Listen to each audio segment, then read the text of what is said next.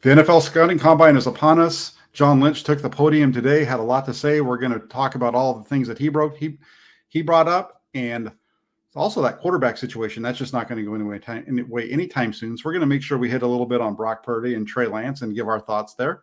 Next on the Hammer and Nail Show.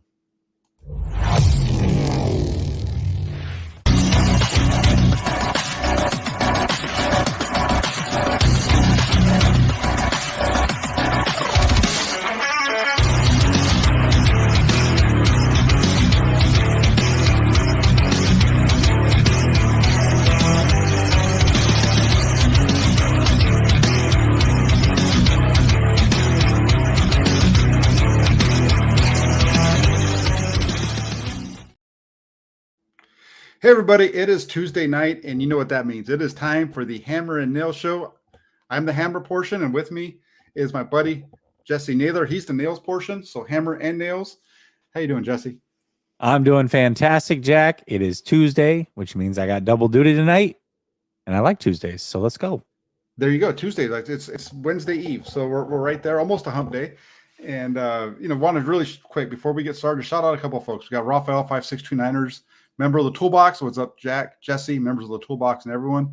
Raphael is one of those guys that's very loyal to all of us, I think, in the content creator space. And also Lucas Pesci joins us as well. Says hi, Jack and Jessie. Good to have you on board as well, Lucas. And he's a member of the Toolbox as well. So that's why they both have those little dollar signs next to their name. Now, big news today. We had John Lynch at the scouting combine. It was his time to take the podium. Really, the only person we're going to hear from the 49ers side throughout this week. Kyle Shanahan not attending for the second year in a row. And so there's a lot of news, a lot of information came out today. For starters, there was some updates on the quarterbacks. We're going to get to that in a second. But one of the ones that I thought was really interesting was he mentioned that Tayshaun Gibson, the safety that started in place of Jimmy Ward throughout the season, wants to return, play another season, and the 49ers would like to try to get him back. What are your thoughts on that? Yeah, I mean, I think it's great because I was kind of going through offseason plans today. I'm like, all right, well, how are they going to get a safety? Are they going to do it through free agency? Are they going to do it through the draft? What's going on with Gibson? So it sounds like Gibson does want to return to play for another year. I think that was the only real question. He wants to be in San Francisco. It's just a matter of did he want to play again? And it sounds like we got that answer, which is fantastic.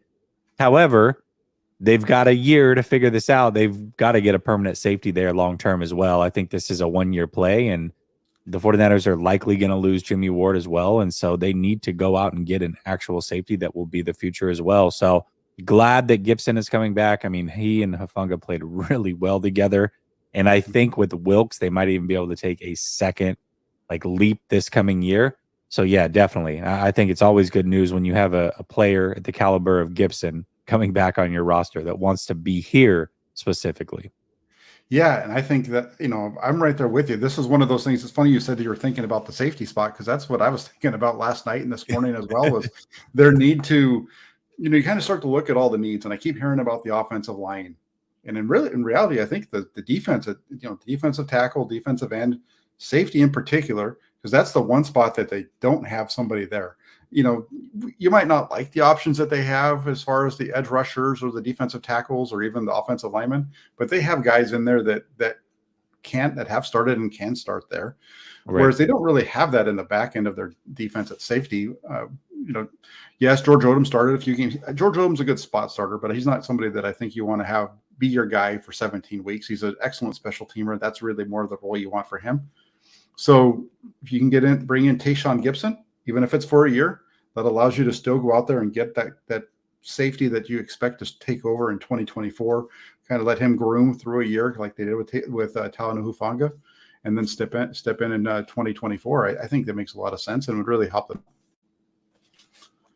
Yeah, I mean, definitely, and it's funny because, I thought they should have drafted a safety last year. Was really big on that, especially where they took TDP. There was two really good safeties, I thought, right there that they could have taken. They decided not to go that route. They took TDP. That was a frustration. Now Gibson kind of fell in their lap, and I don't even know. I felt like he was on the bubble. I mean, he was on the bubble of making the team. He didn't make the team. Then they brought him back to the practice squad. They snuck him onto the active roster when Jimmy Ward was out. And then he just kind of took Jimmy Ward's job. And then Jimmy Ward also needed to help be a nickel corner as well. So it worked out perfectly for him. But they do need to get somebody there long term, and they can now do that through the draft comfortably. If they don't like who they pull out of the draft this year, they can try again next year. So they've got 2 shots at this thing versus going into free agency, likely having to pay a decent safety. Maybe not like top level tier, but a good one. I'd thrown out Nasir Adderley's a guy that I like, but he's going to get paid pretty decently. So yeah, it does. It gives them some flexibility to kind of figure this thing out through the draft and not go out and spend big money necessarily, which is great news. Yeah, and they've done this throughout like their roster. That's when you really start to dig into the rosters. They don't have like that one spot where you can say they absolutely have to go all in for this guy. I don't think they have that, right? Because they have guys everywhere that they can plug and play. But safety would be a nice spot to have it. There was a name I don't remember. I don't know the player's name, but I'd have to dig into him a little bit more. But the Washington Commanders just released a guy who's a slash safety slot guy, which is kind of like the Ward mold. That would be interesting to see if they, I don't know what his salary cap hit is, or I don't really know a whole lot about him at this point. So I'm just kind of talking out of my rear end right now. So what I'm saying is like a player like that, maybe in free agency with a cool play as well. So it's going to be a lot of fun to see how this whole thing works out. Yeah, I think picking up a depth piece that can play multiple positions certainly would be a good play. I mean, I think that's why like Brunskill is so important to this team and trying to keep him, even if you have to quote unquote overpay a little bit, because he can play every position on the offensive line. So if somebody goes down, you can comfortably just slide him in and you're okay. So I think guys like that who are versatile are extremely important, especially in backup roles, because we know, I mean, there's only so many roster spots that you can have. There's so many active players you can have. And if you can have multiple Swiss Army knives, and that really helps you fill these spots if injuries happen mid-game. Yeah, exactly. And then a couple other things. Another one in terms of like player acquisition, they made a couple of moves. One of them was last week, but we didn't get a chance to talk about it. He's a friend of the program, Tabor Pepper, the long snapper. He joined us. It was funny. I was trying to find that video to put it out on Twitter after he resigned, and that was like episode 15 of the show. We were just barely puppies at that point. Yeah, so long ago, man. We had a lot of arguments since then. So it's fun, but it's awesome to see him back for 3 years. The one thing that I remember about him in terms of just his abilities was the 2022 training camp. 2021 training camp. Richard Hightower, who was the special teams coordinator at that time, talking about how when Pepper had come in for his tryout prior to being signed, that he was just perfect in that workout. Every time the ball hit right where it's supposed to, the laces in the right spot and everything, just had a perfect workout. So he seems to really have meshed well with this group, and I think you bring in Pepper and you bring him back with Wisnowski, and then we'll see what they do at that kicker. It kind of would lead me to think that maybe they're going to go ahead and figure out a way to retain Robbie Gould for a year or two. Yeah, definitely. And, long snapper is one of those things that you don't talk about, but I mean, we saw it play out in the 49ers' favor against the Giants in the playoffs. We know how that thing happened. So it's something that you want to have stability at for sure. And Tabor has certainly brought that to this team. Again, not anything flashy, but it's just one of those important things that you need. You don't think about a lot until all of a sudden you don't have one and you're searching for one. So yeah, I'm happy that Tabor's back. Plus he's just a really fun personality too. So that's always good to have on the roster. Absolutely. Does his job well. Seems like he fits in great with the teammates, and he's an interesting character in terms of the different things that he likes to do. So it's awesome to have him back. And then the other one that was announced today was Javon Jennings. Not a surprise here, but he was because he was an exclusive rights free agent. So it was pretty much if the 49ers wanted him back, he was going to be here. And they gave him a deal. They tendered him on that. It's $940,000 for his cap hit in 2023. So Javon Jennings, third and Javon, he's back again. Yeah, it's perfect. And we expected him to be back. I don't think anybody thought he was going to get away, especially at that cap hit. There's no way. But it's good because he's really developed over the last couple of years. I mean, he was a borderline roster make his first year. And then last year, I mean, he really blossomed. Actually, towards the end of 2021, into 2022, he really blossomed. And you're right. Third and Javon's a real thing. I mean, this guy always finds a way to get open on third down. He's not the fastest guy. May not even run the most crisp routes, but he knows where to be. He knows how to get open. And he's a guy that we've learned that you can throw short of the sticks and he'll still pick up some yak and get some first down. Plus, he's a fantastic blocker, which is massive in this offense. I mean, he helps out guys like Ayuk and Debo break free, CMC, what have you. So, yes, I mean, having Javon Jennings back, although we expected it, it's nice when it's finally done and you're like, all right, we're good. We got him. Yeah, I think with Jennings, I think he's a better route runner than people realize, especially when you go back and you watch some of his plays compared to the guys that were running his stuff, his responsibilities prior to him being a member of the 49ers. He's a much better route runner. That's one of the things that Shanahan's talked about is his ability to win at the top of the route. And then you add in his physicality. You mentioned him as a blocker in the run game. And not only that, but his ability to kind of slide inside and almost be your second tight end in a way at times. You're not necessarily going to ask him to pass block anybody like they do with their backup tight ends, but in the run game, his ability to block down or different things like that, he fits in well. And you look at keeping Javon Jennings on that exclusive rights free agent deal. The 49ers go into this year, they're pretty well set at the wide receiver spot. Debo Samuel, Brandon Ayuk, Jennings, those are your top three. Ray McLeod is coming back, and Danny Gray. So you've got your top 5 wide receivers already set. Yeah, that's one area that they don't have to look at this year. We know that the trenches are an area they got to figure out. Sounds like safety they don't necessarily have to solve this year either, which is great. We'll see what they do in the rest of the secondary because they've got Deommodore Lenoir. Is he going to start outside? Is he going to start inside? What do they do with Mosley? I think that's one of those things that we really got to figure out. But for the most part, like you said, they've got people that they can slide in most of these positions. So they don't necessarily have to spend big. It would be nice if in a couple areas they splurged a little bit. Maybe they're setting themselves up to do so with some of the rumors that are going around with who they might restructure and who they may not. But yeah, I mean, the 49ers are just in a good spot. They always seem to have people readily available to step in, guys that you didn't really necessarily know of the year before. And next year, all of a sudden they're making big impacts. So it's a great thing to have. It's a great problem to have when you have a lot of depth. That's one of the crazy pieces about the whole thing is they just have so much depth, and they have guys that they have a coaching staff that's good enough to be able to coach these guys up, and they just seem to have that ability to win when you don't expect them to build a win with some of these guys that are out there, and they're able to put it all together. They're like an SEC team in professional football. Like how do you get all these recruits? It's crazy. It's like one guy goes down and all of a sudden the next guy comes in and he's just as good. Like, how does this keep happening? But that seems like the 49ers the last few years, and it's awesome. Yeah, it does. It definitely does. And then, one of those guys that you're talking about that keeps going down and he's back up and down all the time is Javon Kinlaw. John Lynch talked about, he was asked about him today, and he said that Kinlaw's working out at the facility this year. I'm sorry for those of you that heard this already 500 times today, but John Lynch can actually watch Javon Kinlaw work on the practice field every day. You can actually see him out there getting his work in. He also said the same thing about Trey Lance as well. The question I guess I wanted to ask you about Javon Kinlaw is he going to be with the 49ers in 2023? Yeah, it's funny because you hear a lot of people like, oh, is he going to be a cap casualty? Well, you can't be a cap casualty if your money is guaranteed, basically. Like that's not what cap casualties are. You're not saving money by getting rid of Javon Kinlaw. He doesn't have to be a starter for you. You should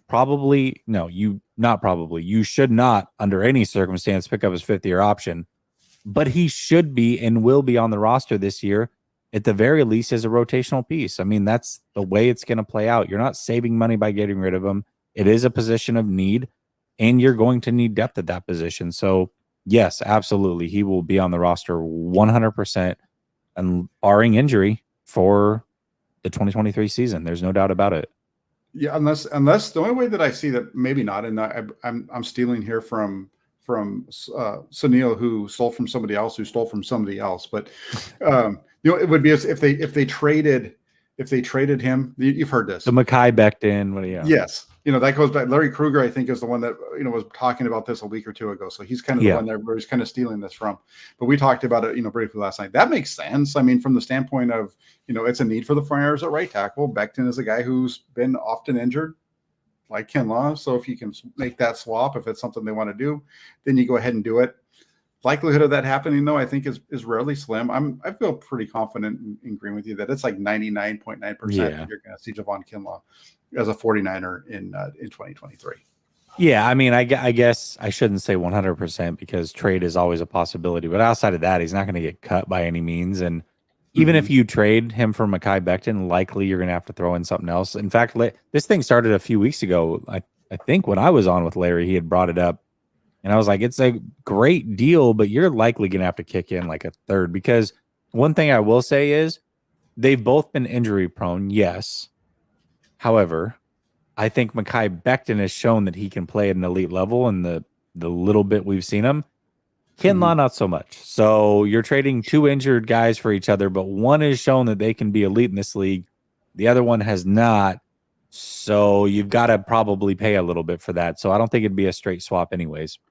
Yeah, that's actually a really good point there, because you're right. Because from what I remember is Becton, there were some good reports about what Becton was doing when he was on the field and actually playing in those games. And so, and the other thing that's interesting about that, I don't know this. I think we both know somebody that could probably give us a little bit more insight on this if we asked him. Would be I wonder how Robert Saleh would feel too about a deal like that. Does Robert Saleh was he a guy that wanted that trade to go down, right?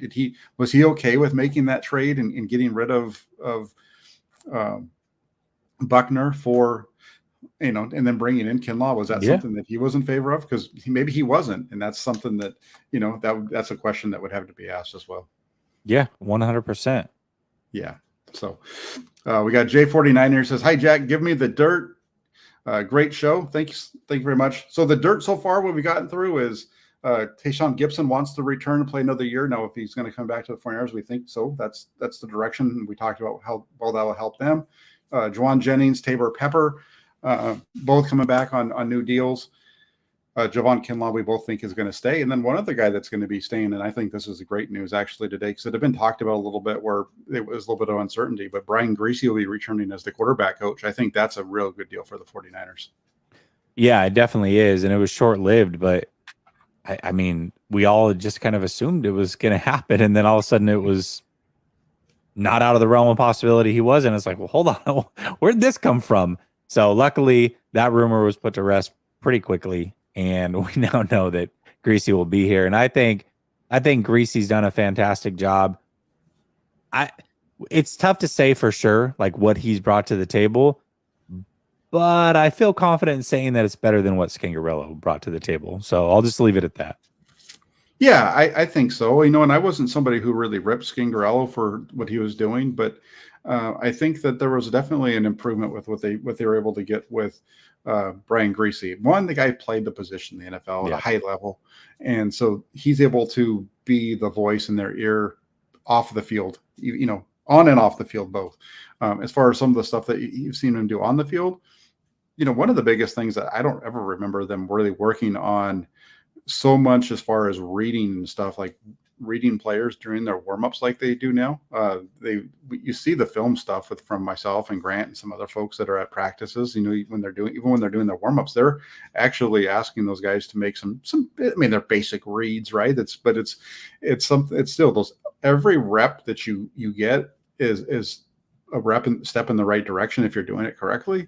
And so the fact that they're utilizing as much of their time as possible to be able to do those kind of things, I think is a bonus. And the other thing too is, we saw them do the same thing every day during training camp in 2021 with Scangarello, and they didn't have any 2 days that were the same in this last training camp. I mean, we saw them do same drills, but it wasn't the same thing day after day after day. They mixed them around, and then if you could. A quarterback was struggling with something the day before, you'd see them come in the next day and they were actually working on that. It was refreshing to see that. Yeah. And I mean, I think Kubiak being there probably helped a little bit. He's the assistant. So I think that you got to give him some credit as well. And, the biggest thing with quarterback coaches that are on teams, and we learned this in talking to Coach McAvoy, is that they're there to not necessarily refine from a mechanic standpoint, but they're there to get them ready for game day. And when you have a guy who's done it himself as a player, and oh, by the way, he's done it under a Shanahan, he knows exactly what the expectations are, and he knows how to convey those. He knows how to relay those.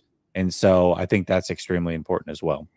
Yeah. And it was interesting to watch him, like, because they would stop practice, like they would stop at times and you could see him getting after the quarterback, like really like the footwork and the little, just real small intricacies, like, when they put in something new that they hadn't worked on before, the footwork, and he'd show it to them, and then they, and just that whole process. It was cool to see. And I think that really helped out. So it's good to see that group back. And then Clint Kubiak will be joining them as well, which was talked about a while back. But I think this 49ers offensive staff's in a really good spot.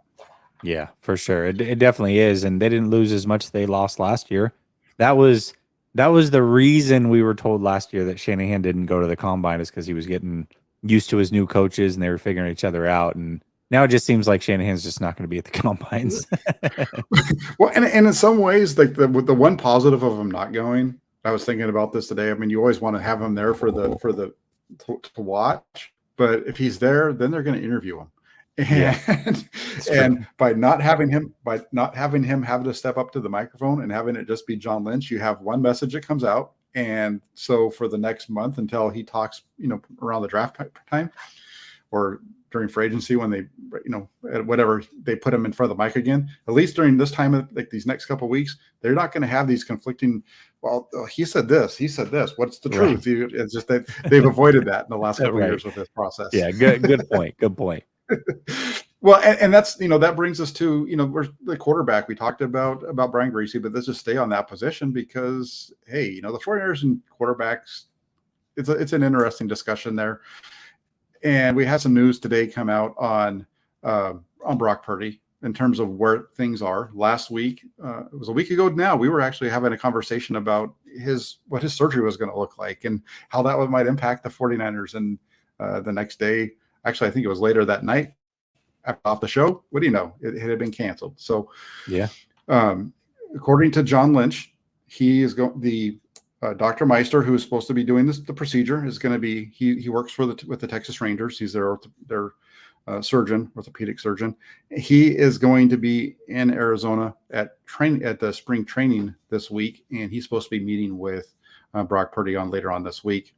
Take a look at that elbow. Based on that, they're hoping. The hope that, as John Lynch said today, is that Purdy's surgery can come early next week. What I did find interesting about that is I can, getting that surgery done earlier is better for the 49ers here. For sure. There's no doubt about it. And to me, what I noticed with John Lynch is that when we heard from them a few weeks ago, they were very confident on the timeline and Brock Purdy. And they were confident in how this thing was going to play out. Now you hear a lot of hope, and we don't have crystal balls, and everybody's different, and we got to, so I think they're now in a position where it's like, okay, like there's no guarantee here. Obviously, best case scenario, we know what that is, but we can't guarantee anything. I mean, we can't guarantee that they're not going to get in there and change the surgery, although it's unlikely. We can't guarantee that he's going to be ready anytime during training camp, although the timeline would put him there. And right now, I mean, we can't even guarantee he's going to get surgery next week. That's the hope, but we don't know for sure. So I felt like the conversation had a different tone than it did even a few weeks ago, and deservedly so. I mean, I think they thought for sure that there would be no issue. And when you have the swelling and it pushes things back, you really can't guarantee anything at that point. Yeah, I don't know if I agree with you necessarily when it comes to John Lynch, like with the certainty, because when he spoke back at the beginning of February, he did mention a couple of times, or at least once, the need to get in there and figure out what it looks like before they know what procedure is going to work. So from that standpoint, you're right. That's where I disagree with you, just is that he's not been of the mindset that this is exactly how it's going to work. He said they're hoping for the internal brace. They'll get inside of there. They'll see it. And based on what, you never know until they open them up. So that part hasn't changed. I do get what you're saying, a little bit more with a hope. And the first time around, what we heard was we're set at that quarterback spot with Brock Purdy and Trey Lance. We don't need to go out and get a starter. The guy, and they didn't even say anything about going and getting somebody. What they were told, what they did say was, there were some parameters. The guy's got to fit the cap, he's got to fit the team, but they never really made it sound. And that's the one thing that he did say today was, where I kind of go with you with the hope piece, is we do have to insulate ourselves there with Brock Purdy and Trey Lance. So that's the one thing. It's going to be interesting to me. I don't know about you, but you hear all these names, Marcus Mariota, the names that I put out there, Baker Mayfield and Jacoby Brissett and Andy Dalton were my three that kind of have been starters before. You look at it and any of those, why would any of those three guys come to San Francisco to be your number three? I think that's what's going to be interesting to see how this plays out. Yeah, I agree with that. And I think that, I don't know, like a lot of these guys aren't necessarily going to have an opportunity to start in other places, but they certainly are good enough to be backups. You might be looking at maybe like a Carson Wentz might fit that mold a little bit, a guy who started, but I mean, he's really fallen off here quickly. He might be willing to take a number 3 role. But it's going to be much harder to find a number 3.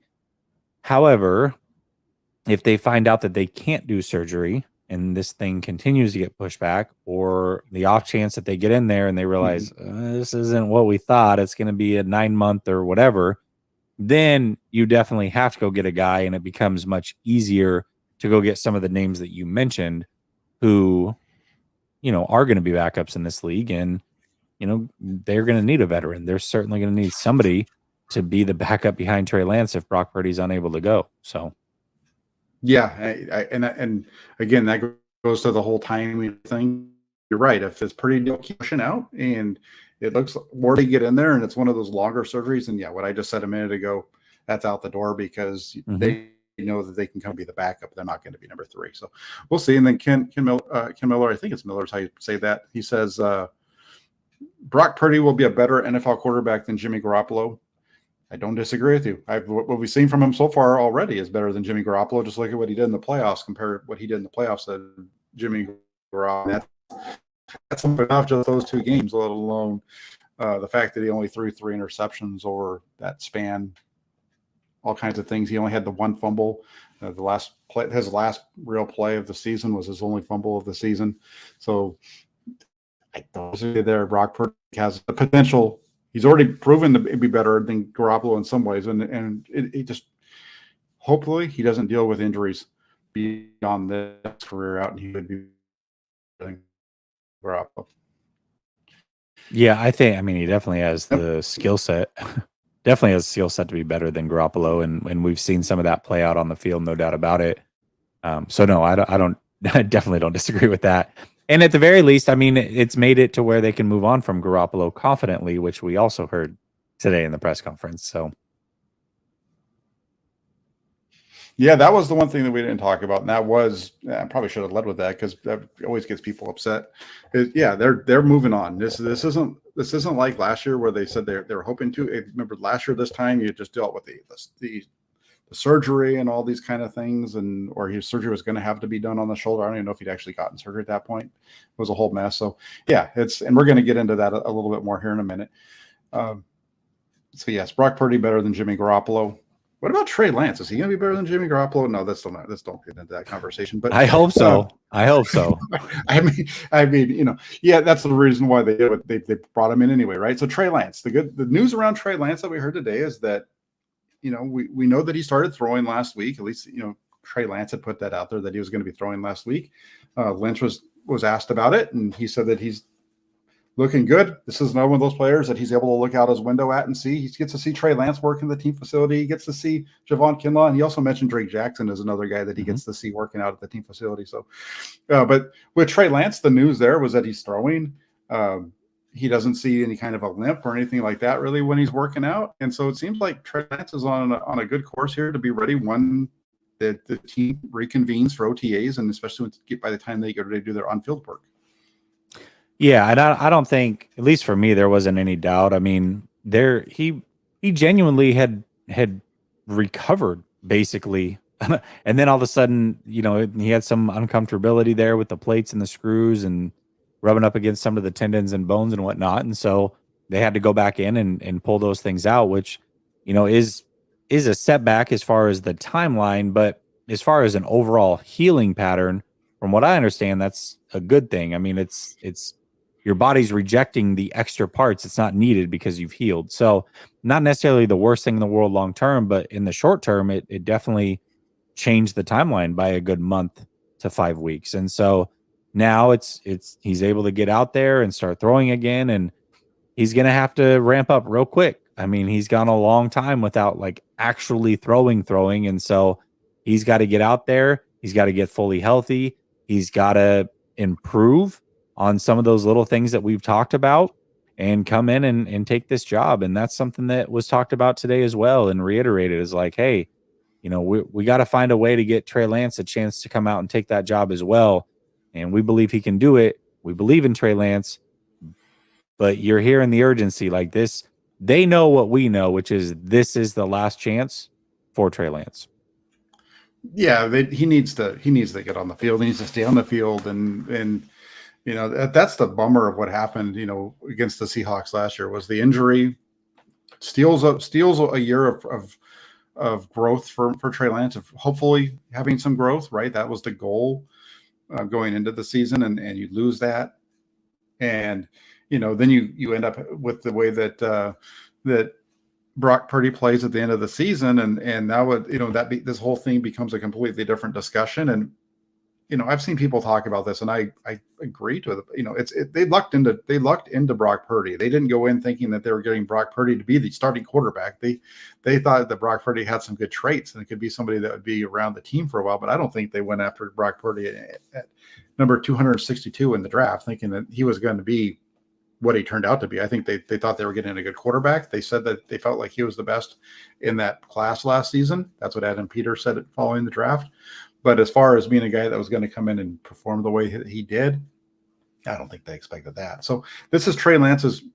This is his shot. This is his time, and I'm looking forward to it. I put out a tweet earlier today about looking forward to these next couple months. You've got the free agency starting up in 2 weeks. Looking forward to that, and then you have the draft shortly after that, and then right around the beginning of May, that's when you get to start to get on the field and watch these guys perform. I didn't put this in the tweet, but I'm really looking forward to seeing Trey Lance on the field and just starting to see how he looks. Is he better than he was before? How does he look with George Kittle and Christian McCaffrey? How does he look? And I'm excited to see it. I was excited to see it last year. I was, I think people didn't think that I thought that I didn't like Trey Lance because of some of the things that I was saying in terms of his performance during training camp or what have you, in terms of the in-season stuff. But I know that how I felt. I was excited to see what he was going to do in Chicago. I was excited to see if he was going to bounce back against Seattle, especially after the way he handled the Chicago loss. So I'm looking forward to seeing what Trey Lance can bring this year. I'm really looking forward to it. Yeah, absolutely. And he might be the only option for a few weeks. So we'll see how this thing plays out. But you're right. I mean, I think the way that the timeline of the Purdy surgery, maybe the 49ers feel different. And one thing that I've said, and I truly believe this, that if Purdy is back, early August, what have you, it's his job. Like I really believe that, unless he's lost a ton of arm strength or just can't get right for whatever reason after the surgery or needs more time. But that timeline doesn't seem like it's going to be met at this point. So I don't think Brock Purdy, for as good as he played, is that guy that can go without a whole offseason of development and actually throwing and during competition to get better, to just come in and walk right in week one and be like, yeah, you're the starter, regardless of, you didn't have any time during training camp. You didn't have any OTAs or preseason. Like, you're that good. I don't think he's there yet. And that's because he's a rookie. If he was the veteran, that would be one thing, but he also was a rookie last year. He's only a few months older than Trey Lance. So I don't think either one of them are at that spot where they can just walk in day one off the streets and be like, yeah, I'm the starter of this team. I don't think either one of them are in that position. Yeah. So it'll be interesting to see how it works out. And that kind of leads us into, I kind of mentioned it earlier, but what's changed at quarterback? You put out a tweet earlier today that I wanted to discuss, and I'll just read it really quick. So the way the tweet reads is, it says, 1 year ago, 49ers quarterback situation. 49ers not sure about Lance, per the media reports. 49ers quarterback has surgery that ruins the offseason plans. Instead of it being Jimmy Garoppolo, it's Brock Purdy now. Rumors about a retired Brady and Aaron Rodgers coming to the Bay Area. What has changed in a year? What's changed, Jesse? The names. It's not Jimmy Garoppolo. It's Brock Purdy. I mean, I forgot to add that they were coming off of an NFC Championship appearance. They, Jimmy. I mean, obviously, Jimmy's. I don't think Jimmy's coming back this year, but we thought that last year too. But yeah, I mean, the names have changed, and this is kind of the frustration with the whole Trey Lance situation, and we are on different sides as to why this has happened, but after it's all said and done, regardless of what side of the fence we're on with the argument, we can both agree that they haven't gotten it figured out for whatever reason. And so because of that, Trey Lance kind of puts your quarterback situation in flux because you don't know where he's at. You didn't know where he was at last year. You knew he would be the starter. I would say the only thing that is slightly changed is last year we knew 100% day one Trey Lance was going to be the starter. Yes, there was rumors of Brady and who had just retired, by the way, in February. And yes, there was rumors of Aaron Rodgers, but most of those were pipe dream style rumors. They're very similar this year. But we figured Lance would be the guy. This year, it's like, well, if Purdy's back, I mean, maybe not, so I think there's a little bit less uncertainty there on who for sure will be the starter week one. We assume it'll be Lance, but that's not as guaranteed as it was last year. But to me, Jack, I mean, the scenario and the situation of not knowing what you have in Trey Lance is the number one thing on that list. That has not changed in the season. And, some of the rumors have remained basically the same because of that. Yeah. And I think the only difference is instead of it being Jimmy Garoppolo, who you're stuck with this large salary cap number, which kind of ruins your offseason in terms of the amount of money that you can spend. Yeah. It's Brock Purdy. And his number is not even $1 million. Right. So it doesn't hurt you from that standpoint, but the way that he kind of disrupts your offseason is because of the need to get a quarterback. You're going to have to get a quarterback somewhere anyway, whether he's hurt or not. You're going to have to bring in a quarterback. I don't think you bring Josh Johnson back if you have a choice. Not anything. No offense to Josh Johnson fans out there, but I just don't think that that's who you go with if you have a choice, right? So it's a little different. The plans, as far as the offseason plans, aren't ruined quite as much. And you're right, though. The questions around Lance, they're still there, and that's. Like I said, I was looking. There was an article that I started quoting back in beginning of the month with some of the comments that Shanahan was making. This is back before the season started in terms of the lack of information on Trey Lance, but at the same time you saw flashes of it, right? And those aren't exactly his words, but that's kind of what he was talking about. And then he talks about the game against Houston and how well he played there and how he's like, hey, he struggled at the beginning of that game, which is one of the things that I always like to say is he struggled, but he played better. And that's, for me, I think when you're talking about the Houston game, if you don't want to talk about the struggles at the beginning of the game, you're doing him a disservice, because Kyle Shanahan even said it in this interview. He struggled in the beginning. He played well as the game went on, and that showed him that he couldn't get it done. Like in Kyle Shanahan's mind, that game is where he said, we just need to give him time, which is, I know a lot, you've been saying that, other folks have been saying that, you just need to give him some time to play. And right now they're in that position though. They're going into this season, and they have throughout all this OTA in the training camp for this to be Trey Lance's job to lose, and for him to prove that he's the guy, and for him to grab this thing by the throat and not give it up. And can he do it? That's what the question is going to be. Yeah, for sure. And I would say it was interesting because if I remember correctly, you and I were pretty much on the same page. A lot of people were really reading into some of the comments that I think it was like at the owners' meetings when we heard from Shanahan last year. Mm-hmm. And so when he came out of that, to me, and I believe to you, we both came out of that going, yeah, he basically said Trey Lance is the guy. He didn't say he's the guy, but what more could he say other than those words? Mm-hmm. It was very clear that Trey Lance was their quarterback after those meetings. And this year, I think there's a little bit of gray area because of the Purdy thing. And the reason I say that it messes up their offseason with the injury, it is different. Obviously, last year it was money that was tied up, which was a big deal. And they were hoping to get assets for Jimmy Garoppolo, which they were unable to do. But Purdy, again, in my opinion, I think they wanted to be the starter. And so in that sense, it messes up their offseason and basically saying, hey, now we don't necessarily have our starter. We really got to get Trey up to speed quickly because this is the guy who's likely going to be starting at least for a few weeks at the beginning of the season. Yeah, and I'm looking forward to it. I'm looking forward to seeing how this thing plays out because I mentioned to you before the show. I'm looking forward to just having this discussion. It's great for us because it gives us something to talk about every week. But at the same time, and I'm cutting my nose off to spite my face here, but I'm kind of looking forward to not having this discussion. Right. Like every day on Twitter or this is the constant conversation is how great Trey Lance is going to be. And I'm not going to tell you that I don't know if he's going to be great. Right. I think that's fair. There's been some things that are very good. And then there's been some things that I don't think are very good. And so for me, it's like, I've tried to approach this. As the thing is like, I don't know what he's going to be. If you think that he's going to be great, that's awesome. But here's the things that aren't great about it, just so you know both sides of the story. And I think people get really upset about that at times. That's okay. I'm just looking forward to seeing them, what happens, and have that conversation go away. Because it's great for us, like I said, but I'm looking forward to having it solved one way or another.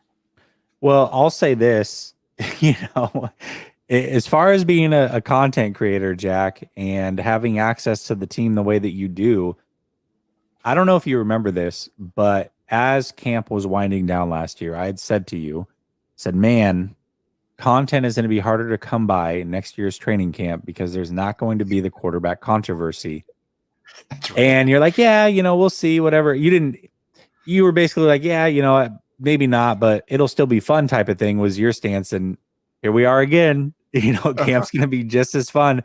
Every day is going to be scrutinized. What is Trey's completion percentage? And all the same things that we've talked about for the last 2 years, every day after practice are going to apply again this year, whether Purdy is out there or not. So I think at the very least, here we go. We've got some great content coming for free come training camp because, it's fun to talk about other players and what have you, but nothing gets the views and engagement the way talking about a practice completion percentage can do. So here we go.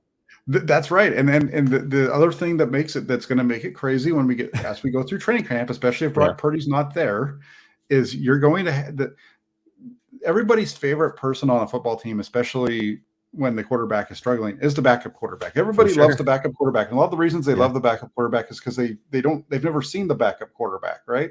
And they all like him until he has to play over and over again. And then they're like, it's like the girl at the club, right? She looks good in the club because the lights aren't really on. And then you get home and turn the lights on. It's like, whoa. What the hell just happened? Yeah.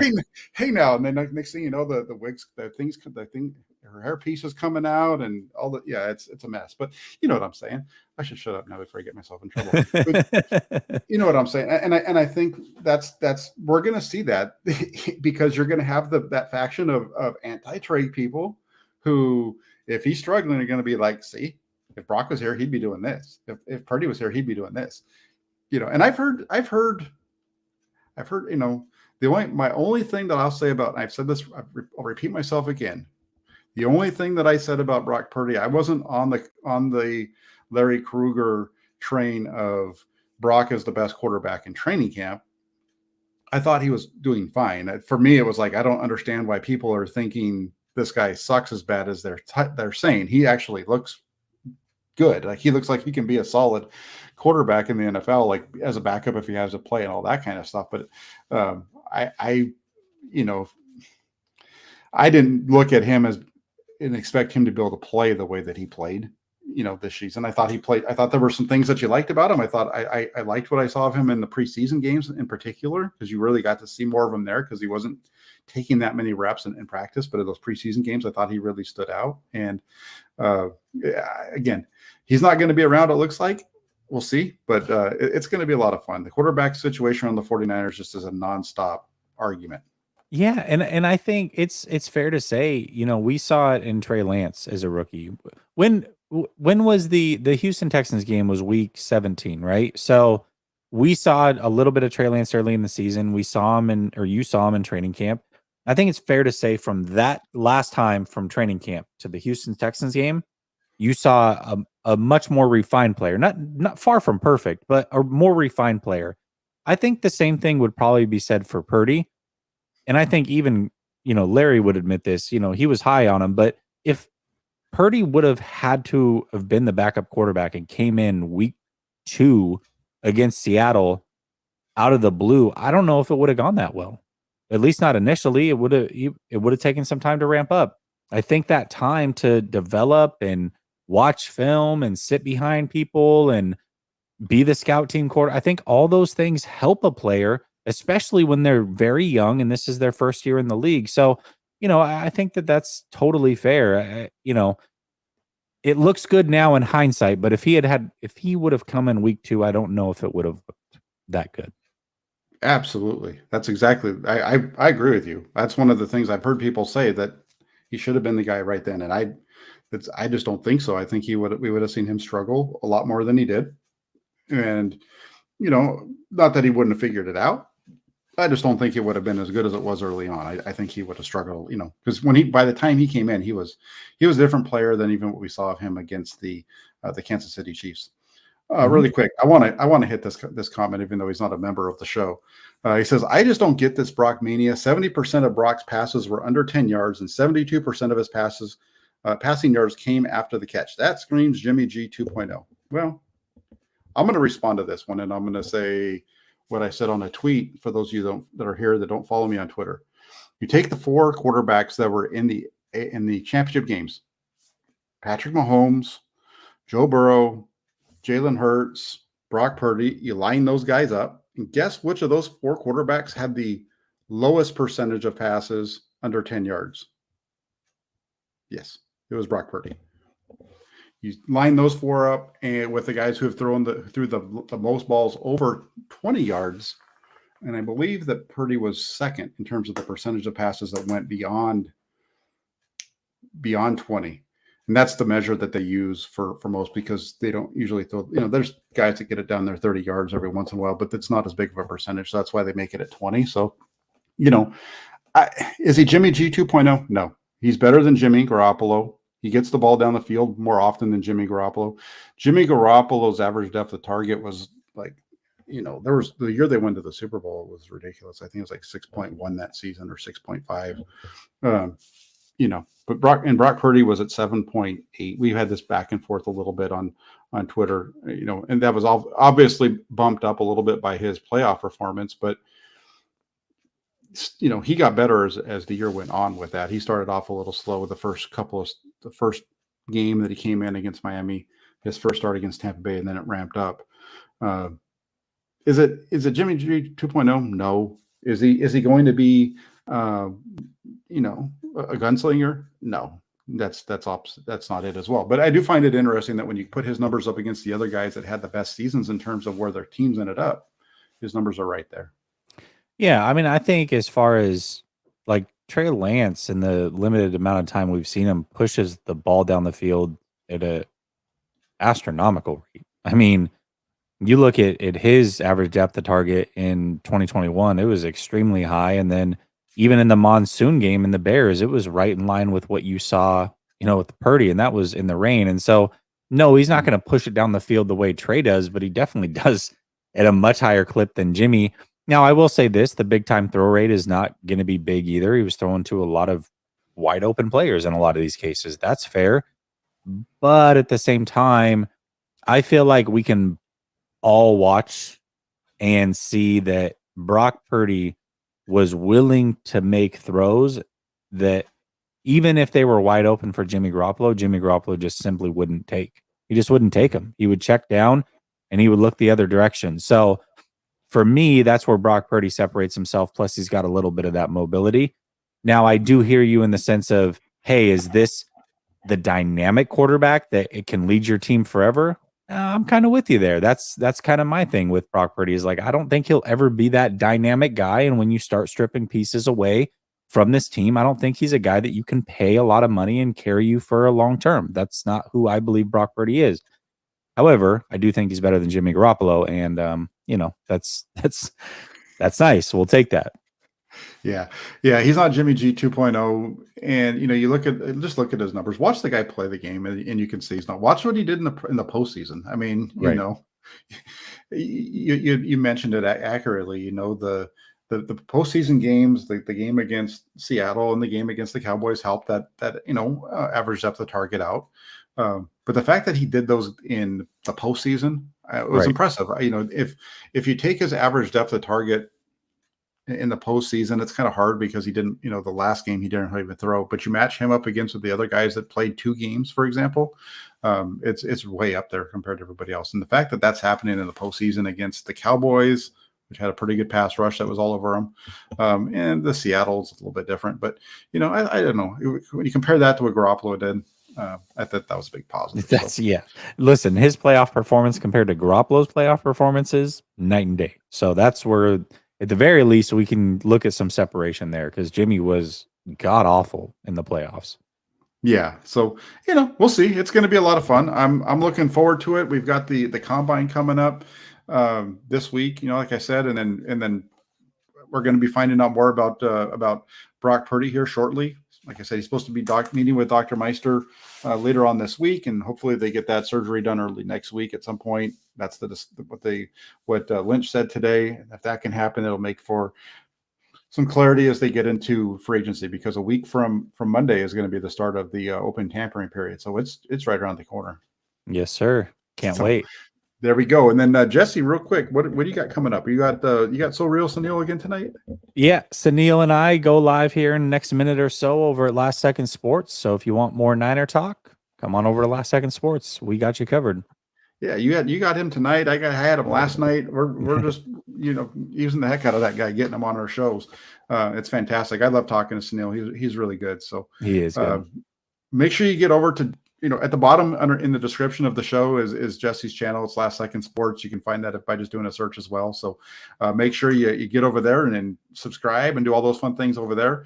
But before you leave here, like Raphael says, like and subscribe, and those likes are the biggest piece of YouTube for all of us, whether it's Jessie and myself or even the bigger guys. Those likes are what starts to get the names out there and starts to get the content in front of more people. So if you guys can hit that like button, that'd be great. And if you're watching the show and you're not already subscribed, hit that subscribe button as well, so that you don't miss any of the content. That's where the little bell notification comes in too. So thanks a lot for everyone. Jessie, appreciate you making the time to come on with me on Tuesday nights and put up with me.